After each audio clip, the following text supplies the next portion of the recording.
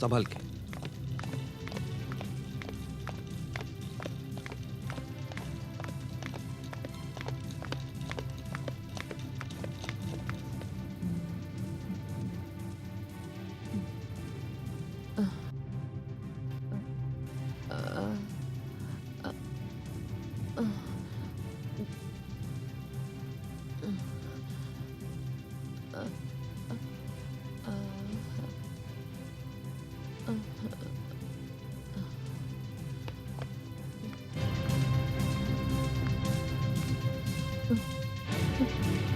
मैं कहाँ हूँ?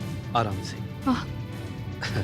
मैं डॉक्टर त्रिवेदी। आप इस वक्त सिविल हॉस्पिटल में हैं। भगवान का शुक्र है मिसेस माथुर कि आपको ज्यादा चोटें नहीं आई। हल्की सी खराशें हैं, जल्दी ठीक हो जाएंगी। वो कहाँ है? मिसेस माथुर वो आईसीयू में है। आईसीयू? हाँ, और इस हालत में नहीं है कि आपसे मिल सके। मैं उनसे मिलना चाहती हूँ, मुझे उनके पास ले चलिए please. Relax relax relax Mrs Mathur.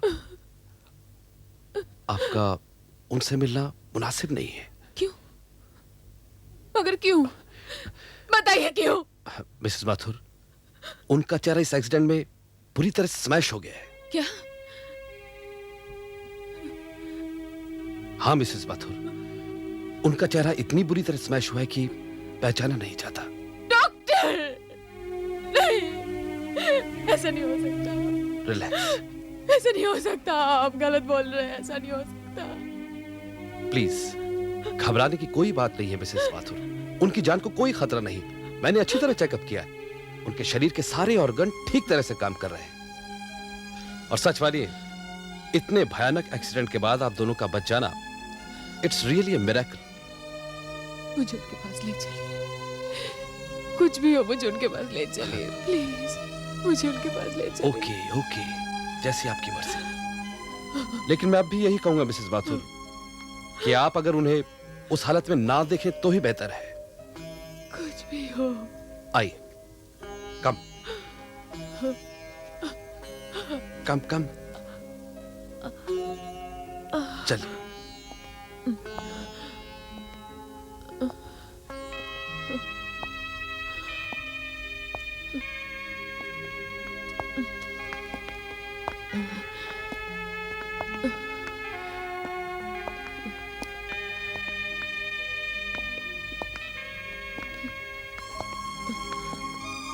बस वहां तक, बस। आइए।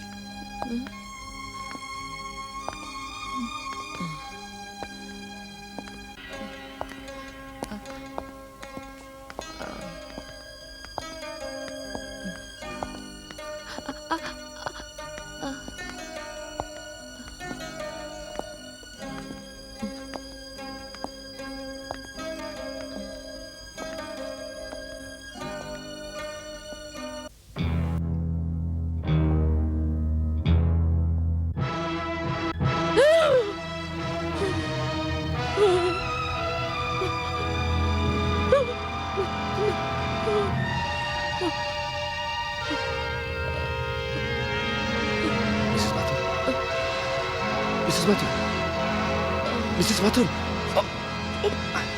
नर्स, देखो जरा। मिसेस माथुर, मिसेस माथुर, आप ठीक तो ना मिसेस माथुर? डॉक्टर, डॉक्टर कैसे हो गया डॉक्टर? मैंने तो आपसे पहले ही कहा था मिसेस माथुर कि इस वक्त आप उनके पास मत जाइए। इस हालत में आप उनको नहीं देख पाएंगे। और सच मानी तो अगर मैं आपको पर्सनली नहीं जानता होता तो मैं भी कहां पहचान पाता कि वो मिस्टर अजीत माथुर है।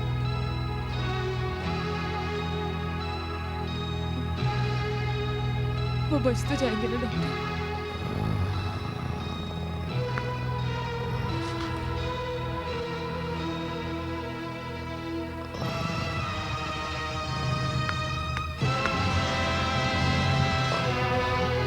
डॉक्टर डॉक्टर, उन्हें होश आ गया। गुड। नर्स, इनका ख्याल रखो, मेरे साथ आओ। उन्हें होश आ गया? मिसेज माथुर, आप आराम कीजिए।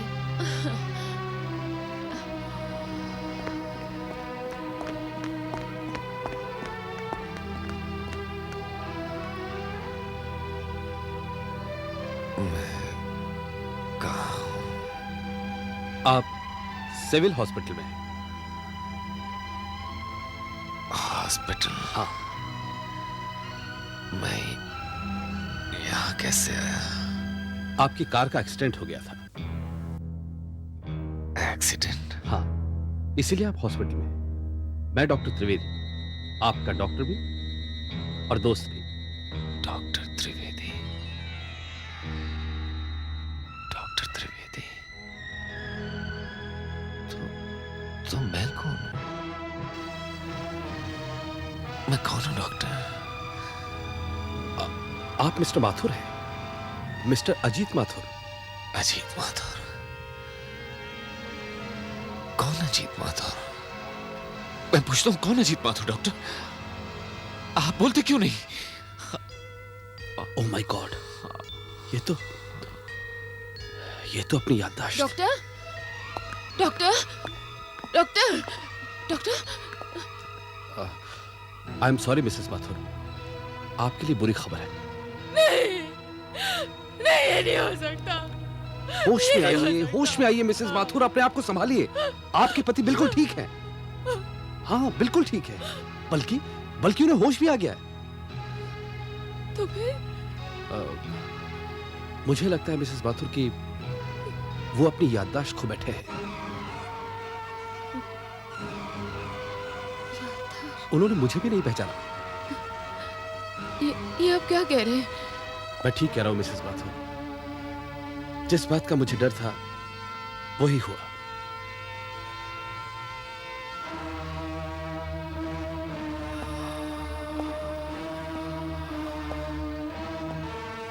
कैसे हैं आप ठीक तो है ना?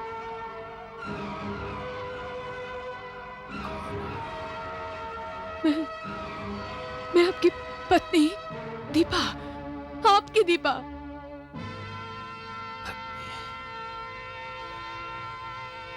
मेरी पत्नी? हाँ। मेरी? ये आप नहीं कर सकते। आप मुझे नहीं भूल सकते। आप मुझे नहीं भूल सकते। एक बार देखिए मेरी तरफ। मैं आपकी दीपा, कुछ याद आया? अगर आप मेरी पत्नी हैं तो मुझे कुछ याद क्यों नहीं आ रहा? डॉक्टर, ये तो मुझे भी नहीं पहचान रहे। मैं आपकी दीपा, आप मुझे कैसे भूल सकते हैं? आप मुझे कैसे भूल सकते हैं? डॉक्टर, ये क्या हो रहा है डॉक्टर? ये क्या कह रही है? अगर ये मेरी पत्नी है तो मुझे कुछ याद क्यों नहीं आ रहा डॉक्टर? मुझे याद क्यों नहीं आ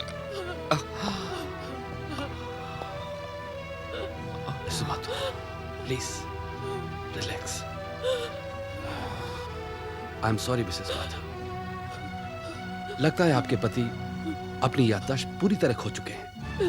ये क्या अनर्थ हो गया डॉक्टर? ये क्या अनर्थ हो गया? घबराइए नहीं मिसेस माथुर, ऐसा होता है, अक्सर ऐसा होता है। आदमी के दिमाग पर चोट लग जाने से वो अपनी याददाश्त खो बैठता है। अब क्या होगा? अब क्या होगा? घबराने की कोई जरूरत नहीं है मिसेस माथुर। जब आदमी अपने पुराने माहौल और अपने पुरानी जान पहचान वालों के बीच में पहुंचता है तो उसकी खोई हुई याददाश्त आहिस्ता आहिस्ता वापस आ जाती है। He'll be all right, don't worry। आप मुझे कुछ बताते क्यों नहीं डॉक्टर? कौन हूं मैं कौन हूं डॉक्टर? हाँ। देखिए मिस्टर माथुर, इस वक्त आप बिल्कुल परेशान ना हो और ना ही अपने दिमाग पर बोझ डालें। इस वक्त आपका इतना जानना ही काफी है कि आप हॉस्पिटल में हैं, मेरे पेशेंट हैं और मैं आपका डॉक्टर। लेकिन डॉक्टर, मेरी तो कुछ समझ में नहीं आ रहा डॉक्टर, क्या होगा? सब ठीक होगा मिसेस माथुर, मैं आपको यकीन दिलाता हूं, सब ठीक होगा। हम ना सिर्फ आपके पति को बिल्कुल ठीक कर देंगे बल्कि इनकी शक्ल भी हूबहू पहले जैसी बना देंगे। क्या ऐसा हो सकता है? Of course, don't worry. आइए मैं बताता हूं, प्लीज कम।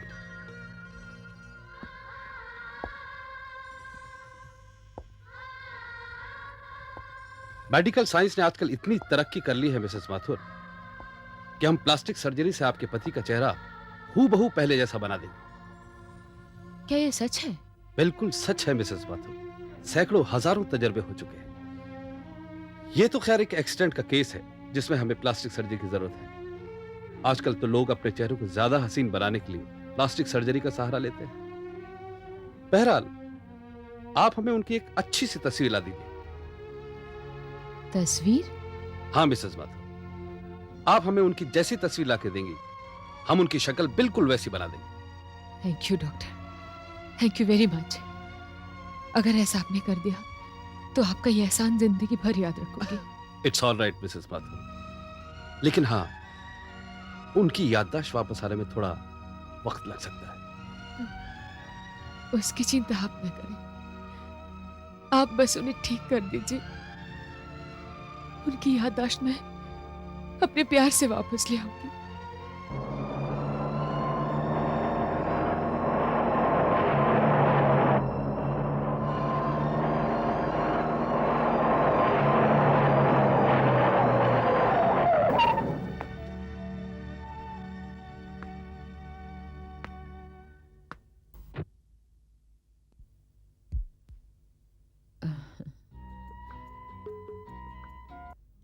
ये क्या हो गया मेम साहब? हमारी गाड़ी का एक्सीडेंट हो गया, इसको बांध दो।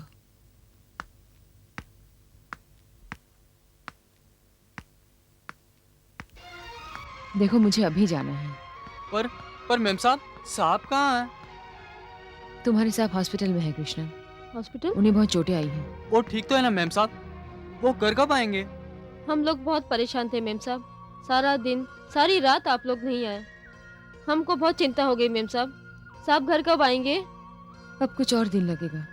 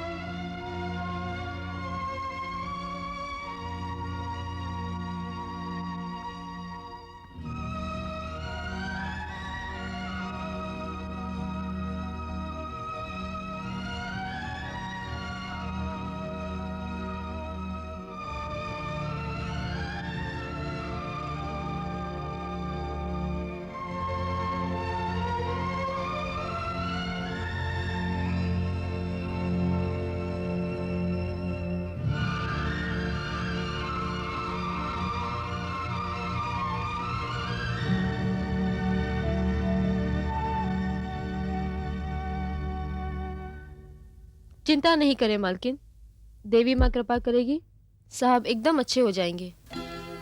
हम भी आपके साथ चलेंगे मेम साहब। साहब को देखे बिना तो हमको भी चैन नहीं आएगा। नहीं कृष्णा, तुम्हारे साहब अभी ऐसी हालत में नहीं है कि कोई उन्हें मिल सके। हम उनको दूर से ही देख लेंगे मालकिन, हमें अस्पताल ले चलिए ना। नहीं, डॉक्टर ने सख्ती से मना कर रखा है कि कोई उन्हें तंग ना करे। डॉक्टर लोग तो हमें भी उनसे मिलने नहीं देते। पर मालकिन हम... तुम चिंता मत करो बसंती, वो जल्दी ही घर चले आएंगे। हाँ कृष्णा, जी मैम साहब।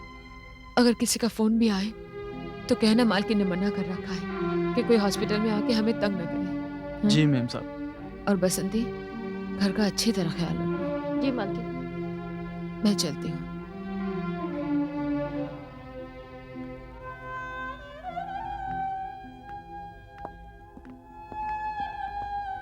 Excuse me, Mrs Deepa Mathur. फरमाइए। मिसेस माथुर, मैं इंस्पेक्टर शक्ति सिंह हूँ। आपके एक्सीडेंट की खबर सुनते ही मैं मौका वारदात पर पहुंचा। पता चला कि आप दोनों को अस्पताल भेज दिया गया है, मगर डॉक्टरों के कहने पर कि मिस्टर अजीत माथुर की हालत काफ़ी नाजुक है, हमें उनसे मिलने नहीं दिया। आपके बारे में पता चला कि आप घर की तरफ गई हैं, तो इसलिए आपसे मिलने मैं यहीं चला आया।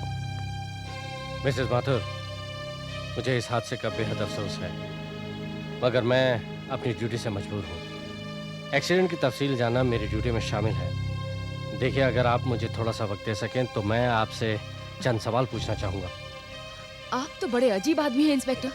वहाँ मेरे पति हॉस्पिटल में पड़े हैं और आप मुझसे सवाल जवाब कर रहे हैं। देखिए मिसेस माथुर, मैं मौके की नज़ाकत को अच्छी तरह से समझ रहा हूँ, लेकिन मैं फिर भी चाहूँगा कि आप सिर्फ 2 मिनट मुझे दें, प्लीज़। पूछिए, जो भी कुछ पूछना है पूछिए, लेकिन जल्दी कीजिए, मुझे हॉस्पिटल जाना है। ऑल राइट, ये बताइए, ये एक्सीडेंट हुआ कैसे? कल रात मैं और मेरे पति एक पार्टी से वापस आ रहे थे। एक्सक्यूज मी, वापस आ रहे थे या जा रहे थे? हम पार्टी से वापस आ रहे थे। आपको तो याद होगा, कल थोड़ी थोड़ी बारिश भी गिर रही थी। अजीत ने पार्टी में कुछ ज्यादा ही पी लिया था और डरबी रोड के मोड़ पर गाड़ी स्किड कर गई। वो उसे संभाल ना पाए और गाड़ी खाई में गिर पड़ी। उसके बाद हमें कुछ याद नहीं। होश आया तो देखा हम हॉस्पिटल में थे। बाय द वे, आप ड्राइव करना तो जानती होंगी, मगर अभी अभी आपने कहा कि पार्टी में आपके पति ने कुछ ज्यादा पी ली थी, तो फिर आपने ड्राइव क्यों नहीं की? मैंने अजीत से कहा था कि गाड़ी मैं ड्राइव करती हूँ, मगर वो नहीं माने। मोरोवर इंस्पेक्टर, वो मेरे पति हैं, मैं कर भी क्या सकती थी। जी हाँ, बुरा वक्त किसी से पूछकर तो नहीं आता। इस बुरे वक्त की जिम्मेदार मैं ही हूँ। मैं समझा नहीं। दरअसल अजीत पार्टी में जाना नहीं चाहते थे। मैंने उन्हें मजबूर किया। अगर मैं जिद करके अजीत को पार्टी में ना ले जाती तो शायद आज ये एक्सीडेंट ना होता। आप बिल्कुल ठीक कह रही हैं मिसेस माथुर, मगर होनी को कौन टाल सकता है? देखिए, मेरी तमाम हमदर्दी आपके साथ है। मैंने खामखा इतना वक्त आपका ज़ाया किया, इसके लिए माफ़ी चाहता हूँ। मैं चलता हूँ मिसेस माथुर, गुड नाइट।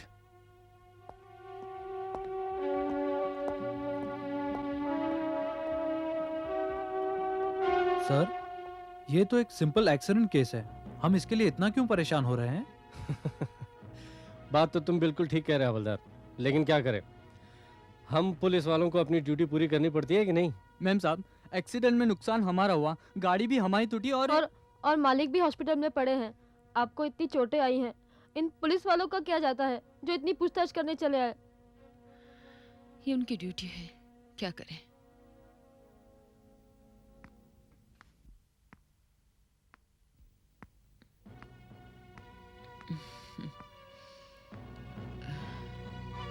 अरे हाँ कृष्णा, एक बात याद रखना, जिस दिन तुम्हारे साहब घर आएंगे ना, टॉमी को पिछवाड़े बांध के रखना। हाँ, और जब तक मैं ना कहूंगी उसे खोलना मत। क्यों मैम साहब? अरे बुद्धू राम, मालिक को इतनी चोटें आई हैं, ये बात टॉमी तो समझता है नहीं, है ना? जब मालिक घर पर आते हैं तो उछल कर उनकी गोद में बैठने की कोशिश करता है। अगर मालिक को फिर से चोट लग गई तो? हाँ, बसंती ठीक कह रही है, समझ गया ना? जी मैम साहब, समझ गया। चलिए।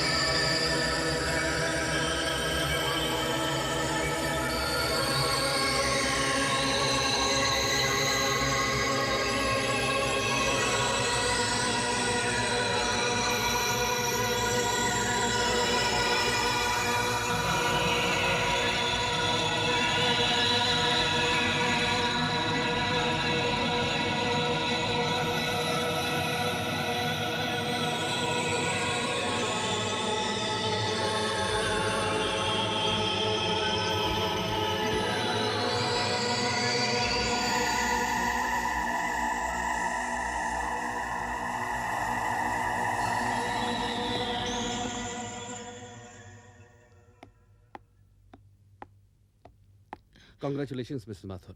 Operation is successful. Thank you doctor, thank you very much. Doctor इसमें क्या कर सकता है? वो तो सिर्फ अपना फर्ज अदा करता है। असल काम दवा नहीं, दुआ करती है। और लगता है भगवान ने आपकी दुआ सुन ली। क्या मैं उनसे मिल सकती हूँ? इतनी जल्दी भी क्या है मिसेस माथुर? उनकी पट्टियां तो खुलने दीजिए।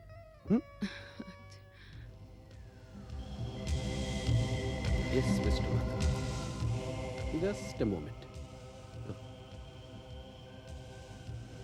बिल्कुल ठीक हो जाएगा।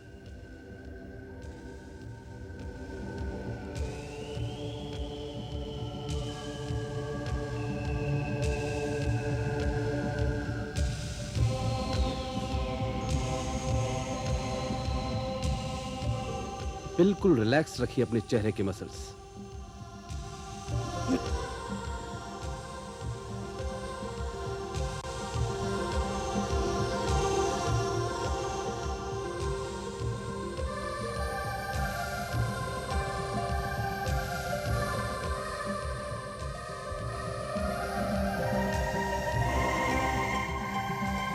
अजीत, अजीत तुम बिल्कुल। डॉक्टर साहब आपने तो कमाल कर दिया। आप वाकई जादूगर हैं डॉक्टर साहब। मैं तो कभी सोच भी नहीं सकती थी कि अजीत को दोबारा ऐसे देख पाऊंगी।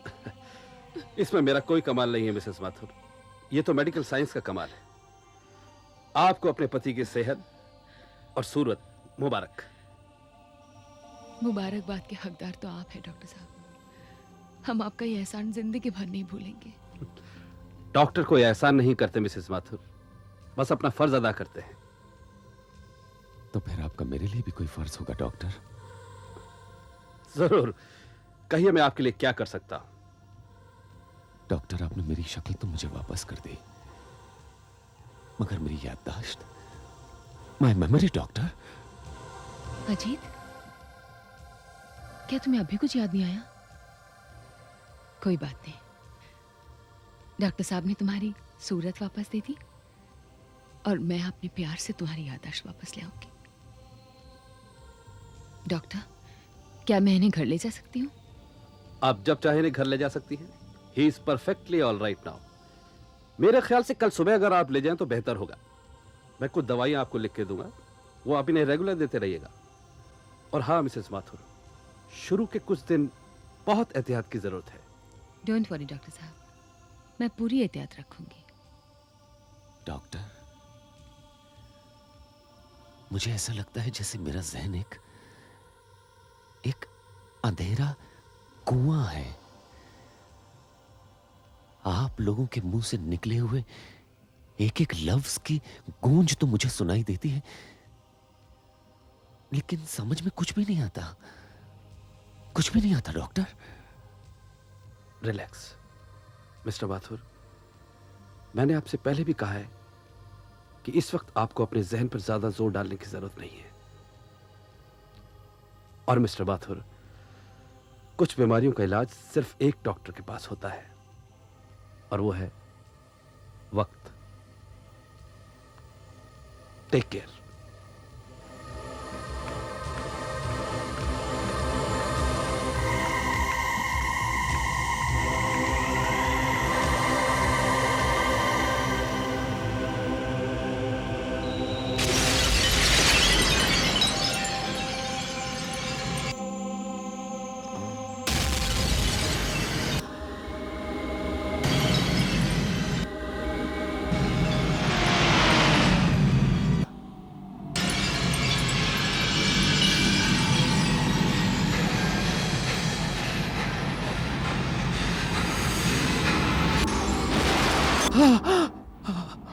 अजीत, क्या बात है अजीत? Doctor, doctor!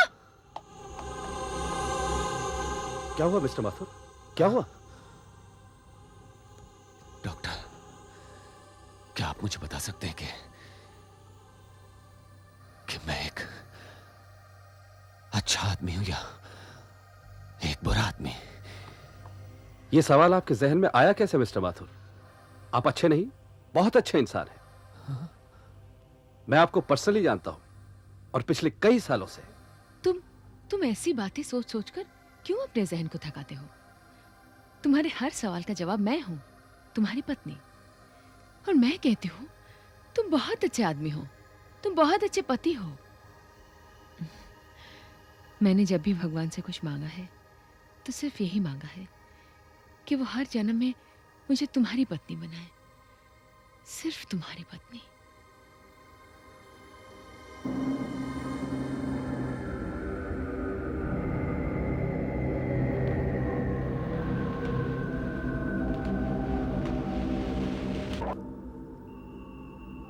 क्या सोच रहे हो? हम घर आ गए।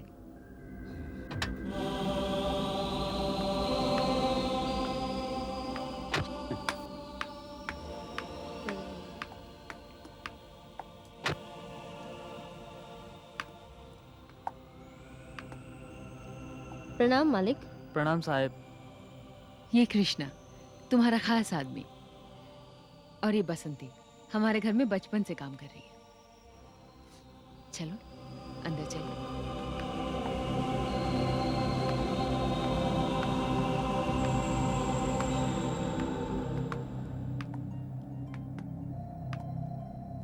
देख के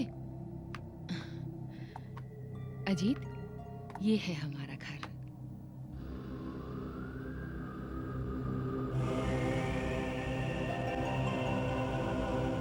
आओ।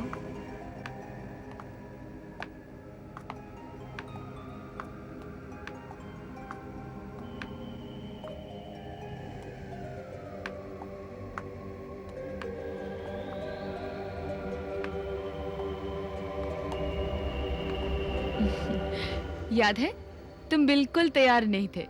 मैंने जबरदस्ती तस्वीर खींची थी। देखो कितनी अच्छी लग रही है।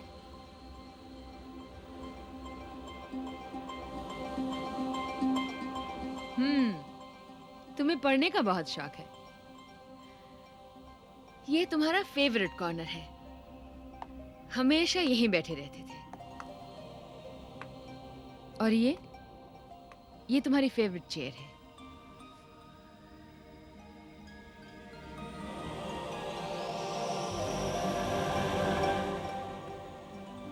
कुछ याद आया?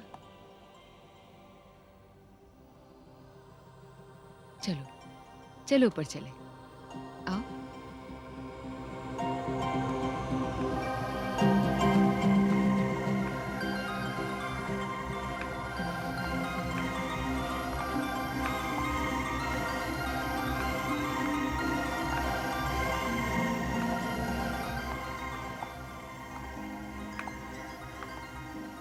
इस तरह आओ। ये हमारा बेडरूम।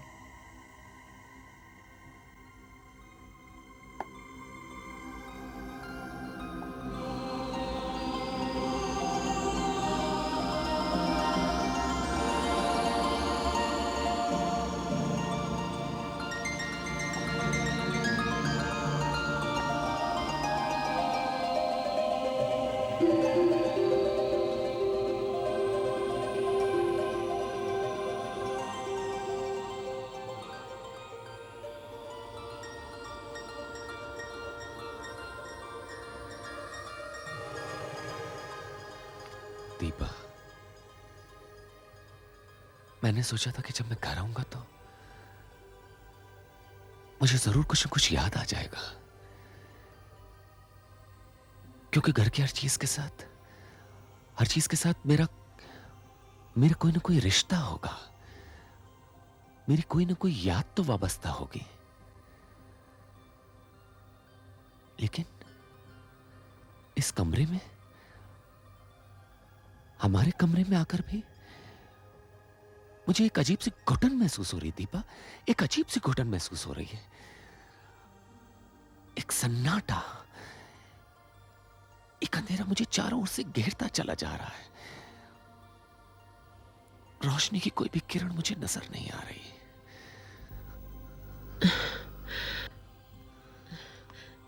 कैसे नहीं नजर आ रही तुम्हें? मेरी तरफ देखो, देखो मेरी तरफ। मैं हूं वो किरण मैं तुम्हारा हाथ पकड़कर तुम्हें सन्नाटे और अंधेरे से बाहर निकाल ले जाऊंगी। मुझ पर भरोसा रखो, मेरे प्यार को एक मौका तो दो। दीपा, मेरे पास आओ दीपा।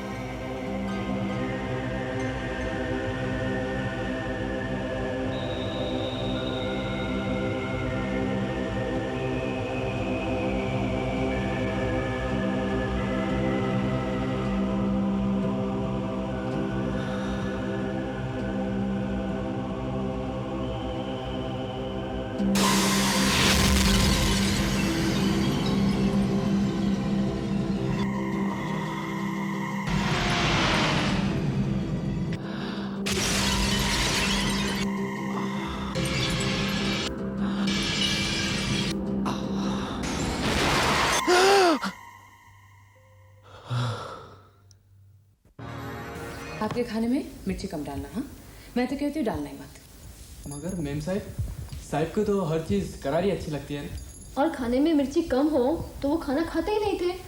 तबीयत ठीक नहीं है ना, और डॉक्टर ने भी कहा है कि जब तक पूरी तरह ठीक ना हो जाए तीखा कम खाया कर। देखो जरा कृष्णा। हाँ जी। बैंक के लोग होंगे। बसंती, ऊपर से साहब को बुला दो।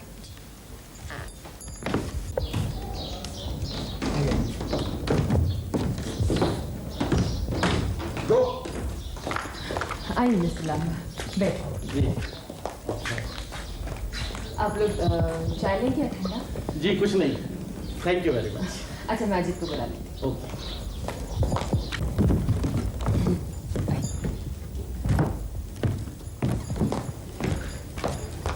Good morning mister Mathur. Good morning. ये अपने बैंक के मैनेजर है, मिस्टर लामा, मेरी उनके असिस्टेंट। हेलो। हेलो। तुम्हारी तबीयत पूछने आए हैं और स्पेसिमेन सिग्नेचर भी लेंगे। अब आपकी तबीयत कैसी है? जी ठीक हूँ।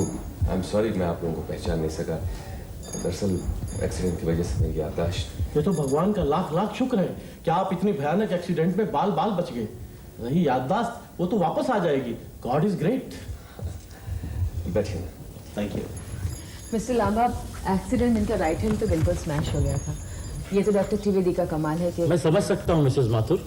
मिस्टर माथुर, प्लीज आप ये निशान लगी हुई जगहों पे दस्तखत कर दीजिए। हाँ मिस्टर माथुर, या एक साइन यहाँ, एक साइन यहाँ और एक साइन यहाँ कर दीजिए।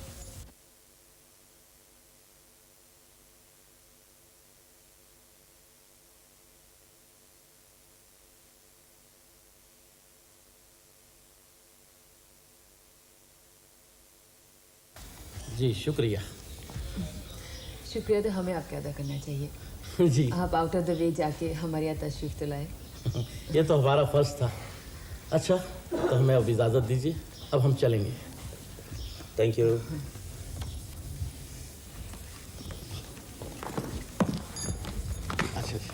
अच्छा जी, नमस्कार।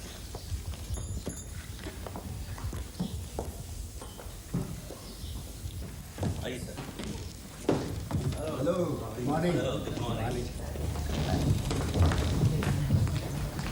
क्या बात है मिस्टर खन्ना? ये मैडम चेकबुक लाया हूँ, साहब के साइन चाहिए। अच्छा ठीक है, आप जाओ, मैं ले आती हूँ। ओके। सुनिए, कुछ चेक साइन कर दीजिए ना, कुछ बिजनेस करनी है।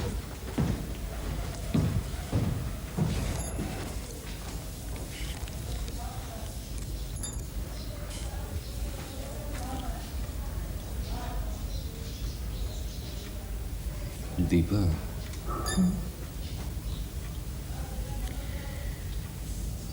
आज मैं तुम्हारे साथ ऑफिस चल रहा हूँ। ओहो, ये हर रोज तुमने ऑफिस जाने की जिद क्यों पकड़ ली? मैं संभाल रही हूँ ना, सारा काम स्मूथली चल रहा है, और फिर तुम्हें क्या फिक्र है मेरे होते हुए? देखो, अभी तुम इस काबिल नहीं हुए कि बिजनेस की टेंशन ले सको। जब तक तुम पूरी तरह अच्छे नहीं हो जाते और डॉक्टर भी एकदम ओके नहीं कह देते, तुम आराम करोगे, सिर्फ आराम। दीपा, मैं घर में पड़े पड़े बुरी तरह से बोर हो गया हूँ। वो तो सही है, फिर भी डॉक्टर के मशवरे पर तो अमल करना ही पड़ेगा। अब उस दिन तुम्हारे सामने कह रहे थे कि तुम्हें मुकम्मल आराम से ही फायदा है। प्लीज अजीत, और कुछ दिन आराम कर लो। अब रहा काम तो सारी उम्र ही करना है। मैं बहुत जल्दी वापस आ जाऊंगी, प्रॉमिस। बसंती, पर्स लाना। तुम अच्छी तरह आराम करो, अपने लिए भी मेरे लिए भी। हाँ, मैं चलो। Okay, bye. बाय।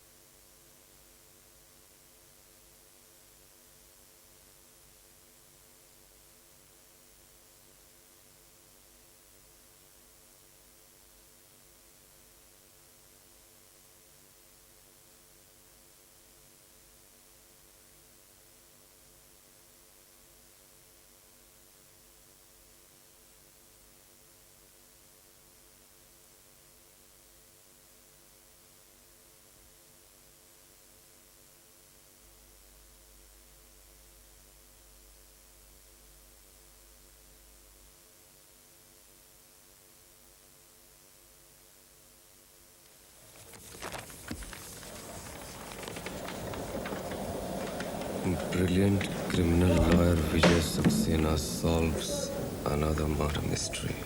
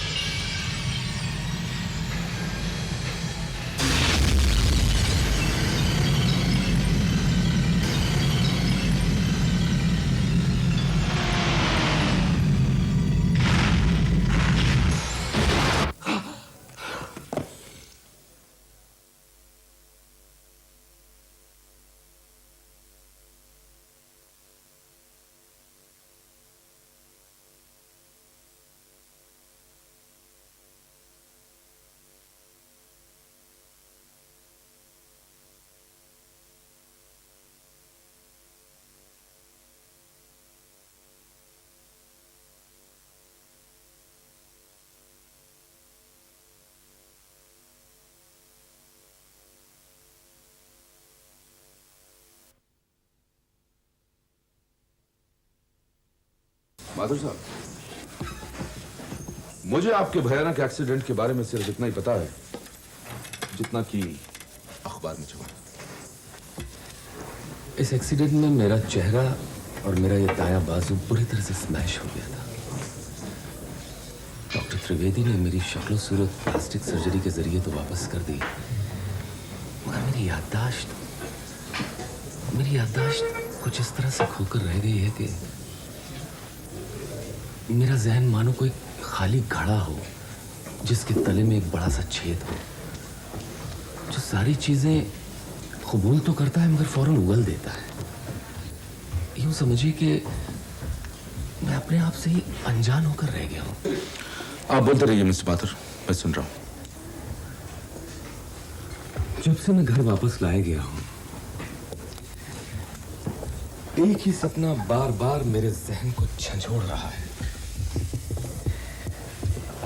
हालांकि ये बात मैंने अपनी पत्नी से भी नहीं कही, क्योंकि वो बेचारी वैसे ही बहुत डिस्टर्ब्ड है।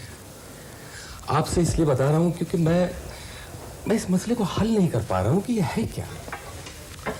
अजीत साहब, क्या इस सपने के बारे में आप मुझे डिटेल में बताएंगे? मिस्टर सक्सेना, कहने के लिए कुछ ज्यादा नहीं है। बस जब भी मैं सेमी कॉन्शियस हालत में होता हूं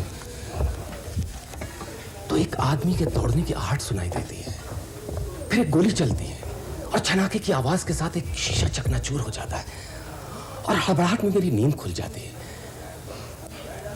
जागने पर मेरा जहन भारी भारी सा लगता है और ये कैफियत बड़ी देर तक बनी रहती है। माथुर साहब, क्या आपको उस भागते हुए आदमी की शक्ल दिखाई देती है? जी नहीं, बिल्कुल भी नहीं। माथुर साहब, मेरी आपसे राय यह है कि आप किसी डॉक्टर से मिलिए, यानी कि किसी साइकेट्रिस्ट से मिलिए, क्योंकि मैं तो सिर्फ एक क्रिमिनल लॉयर हूं। देखिए, अगर आप मुझसे वजह पूछेंगे तो मेरे पास इसका कोई जवाब नहीं है, लेकिन मेरा दिल कहता है कि मेरे इस मसले का हल किसी डॉक्टर या किसी साइकियाट्रिस्ट के पास नहीं बल्कि आपके पास है। मगर आपके इस यकीन की वजह क्या है? मिस्टर सक्सेना, समझने की कोशिश तो कीजिए कि मेरा ये सपना, या फिर आप इसे बीमारी कह लीजिए, हमेशा एक गोली चलने और एक शीशे के जोरदार आवाज के साथ चकनाचूर होने पर खत्म होता है। मिस्टर माथुर, इस बात से आप इस नतीजे पर कैसे पहुंच गए कि इसका इलाज किसी डॉक्टर के पास नहीं बल्कि इसका इलाज मेरे पास है? वो इस तरह की याददाश्त के नाम पर पिछली जिंदगी का कोई भी वाकया मेरे जहन में नहीं है, मगर इस सपने के बिना पर तो मेरा ये सोचना स्वाभाविक हो सकता है कि ये गोली खुद मैंने चलाई हो और किसी को मार डाला हो, या फिर ये गोली किसी और ने चलाई हो मुझे निशाना बनाने के लिए। अगर दूसरे नजरिए को लेकर चला जाए तो मेरी जिंदगी आज भी खतरे में हो सकती है, और अगर पहली बात पर गौर किया जाए तो मैं सिर्फ एक बुरा आदमी नहीं बल्कि कातिल भी हो सकता हूं। दूसरे लफ्जों में आपके कानून का मुजरिम। मिस्टर अजीत माथुर, आपकी तसल्ली के लिए अगर मैं इस केस को अपने हाथ में ले भी लूं तो इसकी शुरुआत कहां से करूंगा ये तो आपको मुझे बताना पड़ेगा। मतलब ये मिस्टर माथुर कि आपका कोई दुश्मन, रिश्तेदार या फिर दोस्त के भेष में कोई दुश्मन, क्योंकि अभी तक आपने मुझे जो कुछ बताया है तफ्तीश के सिलसिले को शुरू करने के लिए काफी नहीं है। मिस्टर सक्सेना, समझने की कोशिश तो कीजिए। मैं आपको जितना कुछ बता चुका हूं इससे ज्यादा मेरे पास बताने के लिए कुछ भी नहीं है। एक्सीडेंट हुआ ये मैं जानता हूं, होश आने पर हॉस्पिटल में पाया गया ये भी मैं जानता हूं। उसके बाद डॉक्टर की जबानी पता चला कि मेरी याददाश्त चली गई। डॉक्टर की ही जबानी मुझे यह भी पता चला कि मेरा नाम अजीत माथुर है और मैं इस शहर का बहुत बड़ा इंडस्ट्रियलिस्ट हूं। अब मैं अपने नौकरों और बीवी के अलावा किसी को नहीं पहचानता। एक्सीडेंट के बाद की हर बात मुझे याद है, लेकिन एक्सीडेंट के पहले का मुझे कुछ भी याद नहीं, कुछ भी याद नहीं। और आपकी बीवी? मेरी बीवी दीपा मुझ पर जान छिड़कती है, मेरी एक एक जरूरत का ख्याल रखती है। जब से मेरा एक्सीडेंट हुआ है मुझे एक पल के लिए भी अपनी नजरों से ओझल नहीं होने देती है। बस थोड़ी देर के लिए ऑफिस जाती है। मिस्टर माथुर, अपने एक्सीडेंट के बाद क्या आप कभी चाय वारदात पर गए? जी नहीं। मगर आप ये क्यों पूछ रहे हैं? बस यूं ही। वहां जाकर हो सकता है कि आपको कोई बात याद आ जाए, क्योंकि कभी कभी ऐसा होता है माथुर से। दरअसल मिस्टर सक्सेना, जरूरत से ज्यादा मेरा ख्याल रखने की धुन में वो मुझे घर से बाहर ही नहीं निकलने देती। मुझे तो ये भी नहीं पता कि मेरा ऑफिस कहाँ है और वहां कितने लोग काम करते हैं। सच पूछिए माथुर साहब, तो मेरी समझ में यह नहीं आ रहा है कि इस केस के सिलसिले में मैं क्या कर सकता हूं। मैं आपसे ये वादा लिए बगैर यहां से नहीं जाऊंगा कि आप मेरे लिए काम कर रहे हैं। मिस्टर सक्सेना, मेरे दिल में हर वक्त एक अजीबोगरीब सी खालिश रहती है। लगता है कि मुझे सब कुछ याद ना आया तो मेरे दिमाग की नसें फट जाएंगी, मैं पागल हो जाऊंगा। इसीलिए आपके पास आया हूं। प्लीज मुझे निराश मत कीजिएगा, प्लीज प्लीज मिस्टर सक्सेना। ठीक है, मैंने आपका केस लिया। आप घर जाइए और मैं देखता हूं कि इस केस के बारे में मैं क्या कर सकता हूं। Thanks a lot, thanks a lot, bye bye. Asha मिली सर, आपका क्या ख्याल है इसके बारे में? सर, मेरी तो कुछ समझ में नहीं आ रहा कि आखिर ये मामला है क्या। कोई जुर्म तो हुआ नहीं, और फिर सिर्फ एक एहसास पर तो कोई केस खड़ा किया नहीं जा सकता, और किसी भी नतीजे पर पहुंचने के लिए आखिर हमारे पास है ही क्या। एक काम करो, तुम दोनों इसका पीछा करो और खुद इसके बयान की सच्चाई को मालूम करने की कोशिश करो। इसके अलावा इसके बारे में हर जरूरी और गैर जरूरी मालूमात हासिल करके फौरन मुझे रिपोर्ट दो। Right sir. Right sir. ये मैं यहीं छोड़ जाता हूँ, जल्दी जाओ।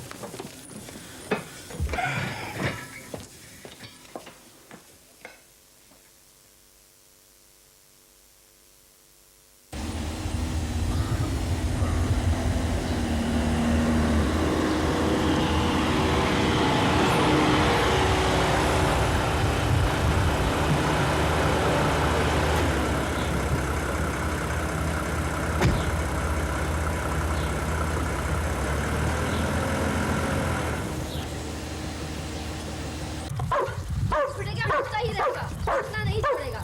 अरे भूख लगी है तो सीधे बोलना। की तरह भोबो क्या करता है? ले खा।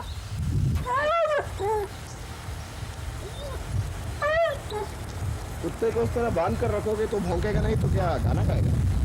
तुम कौन होते हो जी पूछने वाले? कुत्ता हमारा, पट्टा हमारा, गड्डी हमारी और कुत्ता भी हमारा। देखिए, हम जानवरों की सोसाइटी से आए, SPCA, society of prevention of cruelty to animals. समझिए? तभी टॉमी की तरह बेमकसद भौंक रहे हैं। आपको भी भूख लगी है क्या? कुत्ते को भी खाना। देखो, ये तो हमारी ड्यूटी है, घर घर जाकर पता लगाना कि कहीं किसी जानवर पर जुल्म तो नहीं हो रहा। हाँ हाँ, खरे दूध में पाव डाल के खिला रही हूँ, बस यही जुल्म कर रही हूँ इस पर। ओहो, तुम तो यूं ही गुस्सा हो रही हो। अच्छा बताओ, क्या नाम है तुम्हारा? बसंती। अच्छा, तुम्हारा नाम क्या है बसंती? अच्छा, बहुत प्यारा नाम है। जानती हो, मेरी छोटी बहन का नाम भी बसंती है। और तुम्हारे चेहरे से ही पता चलता है कि तुम दिल की कितनी अच्छी लड़की हो। हमें तो सिर्फ इतना पता करना है कि इस बेचारे को तुमने बांध क्यों रखा है? क्या ये काटता है? नहीं, ये काटता नहीं है, और पहले हम इसे बांध कर भी नहीं रखते थे, पर इधर हमारी मालकिन ने कहा है कि इसको बांध कर ही रखना पड़ेगा। मगर क्यों? वो क्या है ना कि ये हमारे मालिक को बहुत प्यार करता है, और जब कभी मालिक घर पे आते हैं तो उछल उछल कर उनकी गोदी में बैठने को मचल जाता है। और कुछ दिन पहले हमारे मालिक का बहुत भयंकर एक्सीडेंट हो गया था और वो बहुत दिन हॉस्पिटल में रहे। तो जिस दिन वो घर आने वाले थे तो मालकिन ने हमें हुक्म दिया कि इसको बांध के रखा जाए, वरना फिजुल मालिक को तंग करेगा ना, तो तब से हर वक्त इसे बांध कर ही रखा जाता है। हाँ, तुम्हारे मालिक के एक्सीडेंट के बारे में पेपर में पढ़ा था, उनकी याददाश्त खो गई है ना? हाँ, और एक्सीडेंट के बाद हमारे मालिक बहुत बदल गए हैं। अच्छा, क्या मतलब? मतलब ये कि कभी कभी वो हमें पहले डांट भी दिया करते थे, अब तो कुछ बोलते ही नहीं हैं। और जो सब्जी उनको पहले बहुत पसंद थी, अब तो उसको छूते भी नहीं। और सुबह से ऑफिस चले जाया करते थे, अब तो दिन भर घर में पड़े रहते हैं और बहुत परेशान लगते हैं।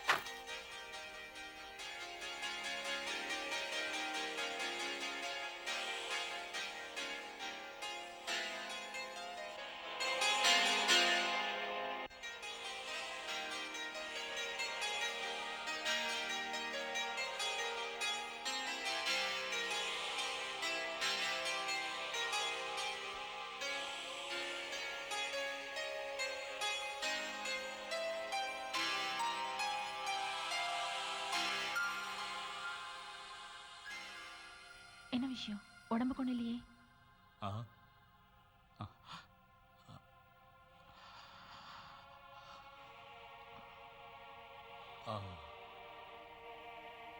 என்னாச்சு?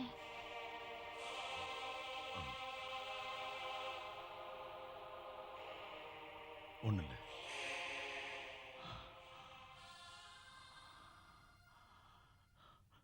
நான் முடிவுக்கு வந்துட்டேன்.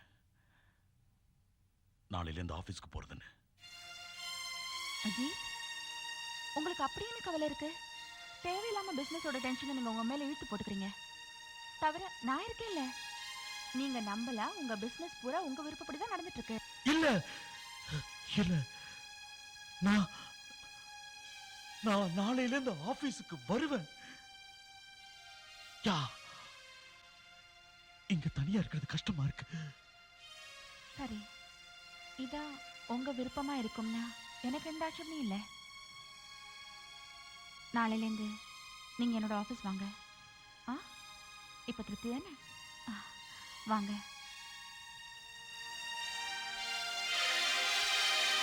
நான் சொல்றத கொஞ்சம் கேளுங்க.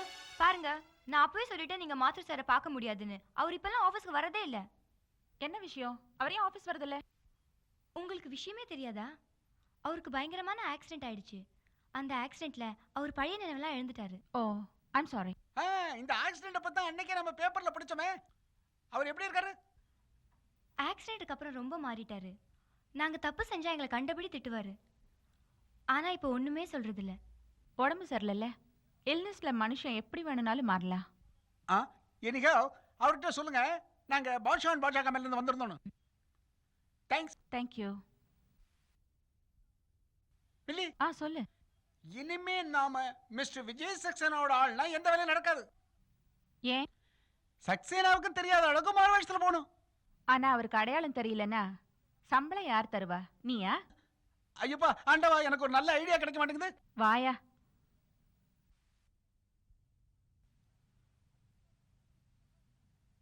சார், அஜித் மாத்தூர் சொல்லிட்டு போனதெல்லாம் உண்மை. 100% கரெக்ட். அவர் பேரு அதுதான், அவர் அட்ரஸ் அதான், வாழ்றதா அங்கதான். அவர் சொன்னதுல இன்னொரு உண்மையும் இருக்கு. ஆக்சிடென்ட்ல அவர் ஞாபக சக்தி போயிடுச்சு. இன்னொரு விஷயம் சார், ஆக்சிடென்ட்டுக்கு அப்புறம் அவர் வீட்டுக்கு வந்ததுல இருந்து அவர் ஆபீஸ்க்கே போகலையாம். இதை தவிர அவர் ரொம்ப நல்ல மனுஷன். வீட்டு வேலைக்காரங்கள்ல இருந்து ஆபீஸ் பியூன் வரல எல்லாருமே அவரை போடுறாங்க. அப்புறம் நான் சொல்றதை கேளுங்க. இன்வெஸ்டிகேஷன்ங்கிற பேர்ல உங்க நேரத்தையும் கெடுத்தீங்க, என் நேரத்தையும் கெடுத்தீங்கங்கிற. இதுக்கு என்ன சொல்ல போறீங்க? சொல்லுங்க. சரிதான் சார், ஏதாவது சொல்றதுக்கு பதிலா நாங்க கழுத மாதிரி ஊரை சுத்திட்டு வந்துட்டு இப்போ உங்களை பார்த்து கொட்ட முடிக்கிறோம். இல்ல மில்லி? சார், இப்ப பாஷா தன்னோட குணத்தை பத்தி மட்டும்தான் சொல்லியிருக்கான். அதுல எனக்கு கொஞ்சம் கூட பங்கு இல்ல. அதனால என் கூட சுத்திட்டு இருக்கா. உங்க 2 பேரையும் ஒரு கேள்வி கேட்கலாமா? நீங்க 2 பேரும் கொண்டு வந்த செய்தியில அப்படி என்ன புதுமை இருக்கு என் இன்வெஸ்டிகேஷனை துவங்குறதுக்கு? சார், அந்த வேலைக்காரி என்ன சொன்னான்னா, அவர் ஹாஸ்பிட்டல்ல இருந்து வந்ததுல இருந்து அவர்கிட்ட சில அதிசயமான மாற்றங்களை பார்த்தாளா. அப்படின்னா அவருக்கு முன்னாடி ரொம்ப பிடிச்சிருந்த விஷயங்கள் இப்ப சுத்தமா பிடிக்கிறதே இல்லையா. தவிர சாப்பாடு விஷயத்துல அவரோட விருப்பு வெறுப்பு எல்லாம் மாறி போச்சு. ஆமா சார், அவருடைய பிஹேவியர்ஸ்ல கூட பல மாற்றங்கள் இருக்கான். முன்னாடி ஸ்டாஃப் மெம்பர்ஸ் எல்லாம் திட்ட பழக்கம் இருந்துச்சான். ஆனா இப்ப ஒண்ணுமே சொல்றது இல்லையா. தவிர அவங்க வீட்டு நாய் சதா கொலைச்சுக்கிட்டே இருக்கான். இதோட அர்த்தம் என்னன்னா சார், முதல்ல எஜமா கொலைச்சுக்கிட்டு இருந்தாரா, இப்ப நாய் கொலைக்குது. மிலி, ஐம் சாரி சார். நீ என்ன சொன்ன? நான் வந்து என்ன சொன்னேன்னா, என்ன சொன்ன நீ? ஆக்சிடென்ட்டுக்கு அப்புறம் அவர் வீட்டுக்கு வந்தாருல்ல, அந்த நாயை கட்டி போட்டாங்க, அதனால குறைச்சிட்டு இருக்கு. பாயிண்ட் இங்க தான் இருக்கு பாஷா. அப்படின்னா நான் ஒரு இன்ட்ரெஸ்டிங் கேஸை பார்க்க முடியுது சார். முழு இன்வெஸ்டிகேஷனுக்கு அப்புறம் இந்த ஆக்சிடென்ட் கேஸ்ல ஒரு சென்சேஷனல் விஷயம் தெரிய வந்தது. அது என்ன? ஒரு ஆளோட மிஸ்ஸஸ் தீபா மாத்தூருக்கு தகாத உறவு இருக்கு. அந்த ஆளோட பேரு மிஸ்டர் விஷால் கண்ணா. இன்ஸ்பெக்டர் சக்தி சிங், விஷால் கண்ணா யாருன்னு உங்ககிட்ட நான் கேட்கறதுக்கு முன்னாடி எங்க இருக்கான், என்ன செய்யறான், நான் உங்ககிட்ட என்ன கேட்க விரும்புறேன்னா, உங்களுக்கு இந்த கேஸ்ல ஏன் இவ்வளவு இன்ட்ரெஸ்ட்? இந்த கேஸ் சட்ட ரீதியா உங்ககிட்ட ஒப்படைக்கப்படல. தவிர இந்த கேஸ்ல எந்த ஒரு குற்றமும் நடந்திருக்கிறதா தோணல. எஞ்சி இருக்கிறது இந்த காலத்து ரொமான்ஸ் நன்னடத்தையும் பற்றின விஷயம். இது ஒரு முக்கியமான விஷயமா தோணல சார். என்ன காரணம் எனக்கு சொல்ல தெரியல. நான் தனிமையில இருக்கிறப்போ எப்பவும் இந்த கேஸை பத்தி யோசிச்சுக்கிட்டே இருப்பேன் சார். என்னோட சிக்ஸ்த் சென்ஸ் என்ன சொல்லுதுன்னா, இந்த கேஸ்ல ஏதோ ஒரு வில்லங்க இருக்கு, அது நம்ம கண்ணில இருந்து மறைஞ்சிருக்கு. அதை எப்படியாவது கண்டுபிடிக்கணுங்கிற எண்ணம் என் மனசுக்குள்ள இருந்துகிட்டே இருக்கு. உங்களுடைய பேச்சு நீங்க ஒரு போலீஸ் ஆபீசர்ங்கிறத எனக்கு நிரூபிக்குது. சக்தி சிங், தீபா மாத்தூருக்கு ஒரு மனுஷனோட தகாத உறவு இருக்குன்னு நீங்க கண்டுபிடிச்சிட்டீங்கன்னா அந்த ஆள் யாருன்னு தெரிஞ்சுக்கணும். Yes sir. இந்த வேலை சம்பந்தமா நான் மிஸ்டர் விஷால் கண்ணா வீட்டுக்கு போறதா இருந்தேன். வழியில உங்க வீடு இருந்ததால அப்படியே பார்த்துட்டு போலான்னு வந்தேன். Go ahead. உங்களோட சிக்ஸ்த் சென்ஸ் நமக்கு ஒரு சென்சேஷனலான வழக்கை தேடி தருதுன்னா நீங்க உங்க புலனாய்வு ஆரம்பிக்கலாம். All the best. Thank you sir. See you. Okay.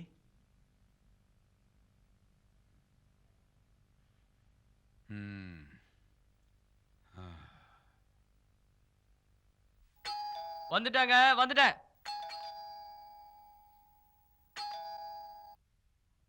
வணக்கம் சார். வணக்கம். நான் மிஸ்டர் விஷால் கண்ணா பார்க்க முடியுமா? அவர் வீட்டில் இல்லை சார். எப்போ வருவார்? சொல்லிட்டு போல சார். வெளியூர் போயிருக்காரா? ஆமா சார், டெல்லி போயிருக்காரு. எப்ப? 23, 24, 26ஆம் தேதி காலையில போனார் சார். 26. டெல்லியில எங்க இருக்காரு? அட்ரஸ் இருக்கா உங்ககிட்ட? இருக்கு சார், வாங்க எடுத்து தரேன்.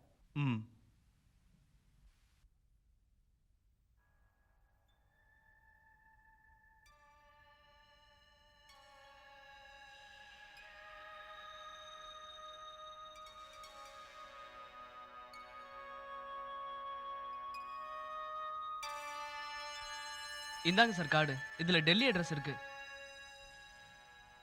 5 பஞ்சில் மார்க், நியூ டெல்லி. ஒரு விஷயம் சொல்லு. சொல்றேங்க. இவ்வளவு பெரிய வீட்ல உங்க சார் தனியாவா இருக்காரு? அவருக்கு மனைவி, குழந்தைங்க? குழந்தைங்கலாம் இல்ல சார். ஆனா எஜமானி அம்மா.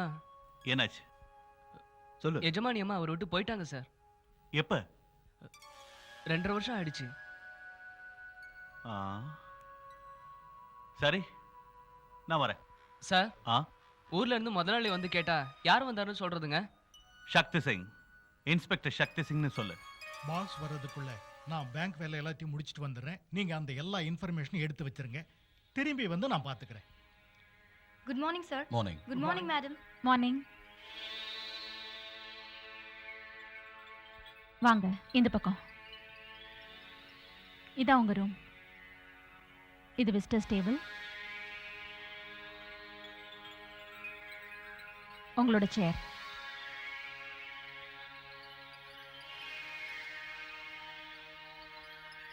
உட்காருங்க.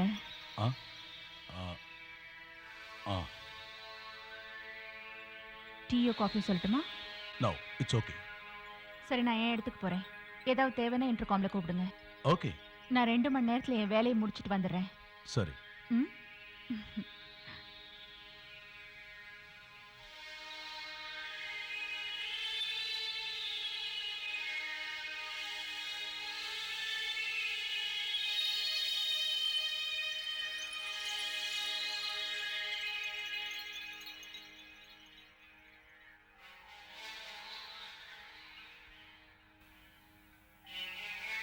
Good morning, sir, and welcome to the office. நீங்க? I'm your secretary, sir, Dilkash. என்ன தில்கஷ்? சார், நீங்க இங்க இல்லாதப்போ மிஸ்டர் மைக்கேலோட ஃபோன் 3-4 தடவை வந்தது. அதுவும் உங்க பிரைவேட் ஃபோன்ல வந்தது. மைக்கேல்?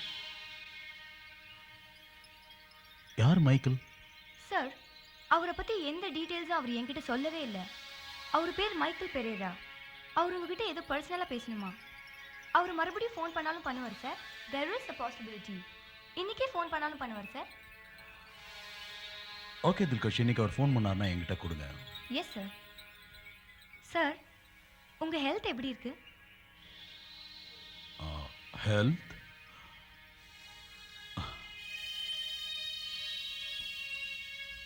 நல்லா இருக்கு. சார், நான் ஹாஸ்பிட்டலில் வந்து உங்களை 2 தடவை பார்க்க ட்ரை பண்ணேன். ஆனால் யாருமே உங்களை பார்க்க என்னை அனுமதிக்கவே இல்லை சார். சார், உங்களோட ஹெல்த் நல்லா இருக்கிறதுக்கு நாங்கள்லாம் சேர்ந்து உங்களுக்கு ப்ரே பண்ணோம் சார். உங்களை மறுபடியும் இந்த ஆஃபீஸில் பார்க்கறதுக்கு ரொம்ப சந்தோஷமாக இருக்குது sir. Thank you Dilkash, thank you very much.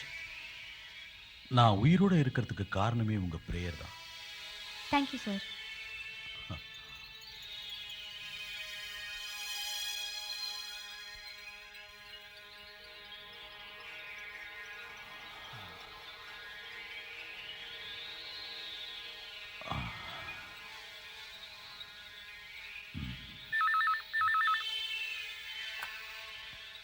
Hello sir, நான் மைக்கேல் பரேரா பேசுகிறேன். நான் உங்கள் வேலையை முடிச்சிட்டேன். நீங்கள் யார்? என்ன வேலை எனக்காக செஞ்சீங்க? அந்த வேலை தான் நீங்கள் என்கிட்ட சொன்னீங்களே. நான் என்ன வேலை உங்களுக்கு கொடுத்தேன்னு தான் தெரிஞ்சுக்க நினைக்கிறேன். ஓ, ஐம் ஸோ சாரி சார், நான் மறந்தே போயிட்டேன். நான் பேப்பரில் படித்தேன், ஆக்சிடெண்ட்டுக்கு அப்புறம் உங்களுக்கு பழசெல்லாம் மறந்துடுச்சேன்னு. அதனால் உங்களை நேரில் பார்க்குறது எனக்கு ரொம்ப அவசியம் சார். அப்போ உடனே ஆஃபீஸுக்கு கிளம்புவாங்க, இல்லை சாயந்தரம் வீட்டுக்கு வாங்க. சாரி சார், நீங்கள் கொடுத்த வேலையை பற்றி வேறு எங்கேயும் என்னால் பேச முடியாது. அந்த விஷயத்தை நாம் ஆஃபீஸ்லேயும் சரி வீட்லேயும் சரி பேச முடியாது. அப்போது ஒரு வேலை செய்யுங்க, சாயந்தரம் சரியாக 4 மணிக்கு நீங்கள் தில்ருபா ரெஸ்டாரண்ட்டில் சந்திங்க. உங்கள் வீட்டு பக்கத்துலேயே தான் சார் இருக்கு. உங்களை எப்படி அடையாளம் கண்டுபிடிக்கிறது? எனக்கு உங்களை நல்ல அடையாளம் தெரியுமே. நான் வேணா ஒரு காரியம் செய்கிறேன், இப்போவே ஹோட்டலுக்கு ஃபோன் பண்ணி டேபிள் நம்பர் 8 புக் பண்ணிடுறேன். ஏன்னா அது கார்னரில் இருக்கும். டிஸ்கஷன் அப்போ எந்தவித டிஸ்டர்பன்ஸும் இருக்காது. அப்படி நீங்கள் எனக்கு முன்னாடி வந்துட்டீங்கன்னா ப்ளீஸ் எனக்காக வெயிட் பண்ணுங்க. இன்ஃபர்மேஷன் ரொம்ப அர்ஜென்ட். அஜித், யார்கிட்ட பேசுறீங்க? யாரும் இல்லை, ராங் நம்பர். என்னாச்சு? உடம்புக்கு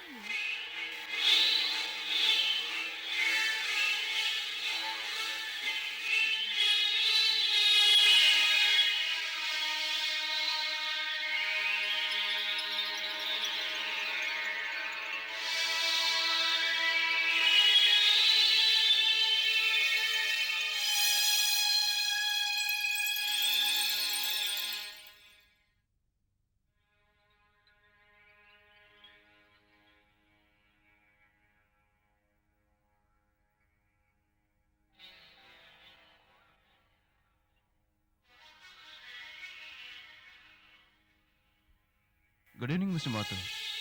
ஐ am Michael Pereira. Good evening. வாங்க உட்காருங்க. தேங்க்யூ. Thank you Mr Mathur. சொல்லுங்க, எதுக்காக என்ன நீங்க வர சொன்னீங்க? மிஸ்டர் மாத்தூர், நான் சொல்றேன்னு நீங்க தயவு செஞ்சு தப்பா எடுத்துக்காதீங்க. எல்லா டாக்டர்ஸ் அண்ட் நியூஸ் பேப்பர்ஸ் ரிப்போர்ட்ஸின் படி 26ஆம் தேதி நடந்த ஆக்சிடென்ட்டுக்கு அப்புறமா உங்களுக்கு நினைவு போயிடுச்சுன்னு இந்த உலகத்துக்கே தெரியும். இப்போ நான் என்ன பத்தி உங்ககிட்ட சொல்றேன். நான் ஒரு பிரைவேட் டிடெக்டிவ். அண்ட் தென் நீங்க சர்வீஸை பாராட்டிருக்கீங்க சார். எதுக்கு பாராட்டினேன்? மிஸ்டர் மாத்தூர், உங்களுக்கு சந்தேகம் இருந்தா உங்க மனைவிக்கு இன்னொருத்தரோட தொடர்பு இருந்ததுன்னு நிரூபிக்க முடியும். அதோட உங்க மனைவி விஷால் கண்ணாங்கிற பேர் உள்ளவரோட உறவு வச்சிருந்தாங்க. எஸ், அதோட ஃபுல் ரிப்போர்ட் நான் உங்களுக்கு கொடுத்தாச்சு. அவங்க 2 பேரும் க்ளோஸா இருந்தப்போ எடுத்த போட்டோவையும் நான் உங்களுக்கு அந்த ஃபைல்ல வச்சிருக்கேன்.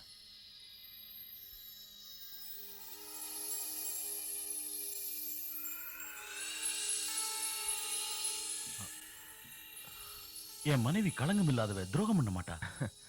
கல்யாணமான ஒருத்தி தன்னோட சொத்து சுகத்தை எல்லாம் விட்டுட்டு வீட்டையும் விட்டுட்டு அவனோட போக துணிஞ்சிட்டா. இருந்தாலும் தன் மனைவி ரொம்ப விரும்பினதால அவரால் ஒண்ணுமே செய்ய முடியல. நான் இந்த ப்ரொஃபஷனல்ல இல்லைன்னா கூட என்னால் இதை நிரூபிக்க முடியும் மிஸ்டர் மாத்தூர். மிஸ்டர் மாத்தூர், இது என்னோட ப்ரொஃபஷனல் பில். இந்த பில்லை உங்ககிட்ட கொடுக்கறதுக்காக தான் நான் உங்களை இங்கே கூப்பிட்டேன். ஐ எம் சாரி, நான் இந்த பில்லை உங்க ஆஃபீஸ்லேயோ இல்லை வீட்லேயோ கொண்டு வந்து கொடுக்கறது கஷ்டம். ஓகே மிஸ்டர் மாத்து, நான் புறப்படுறேன். உங்களுக்கு ஏதாவது ஹெல்ப் தேவைன்னா எனக்கு ஒரு ஃபோன் பண்ணுங்க. தேங்க்யூ.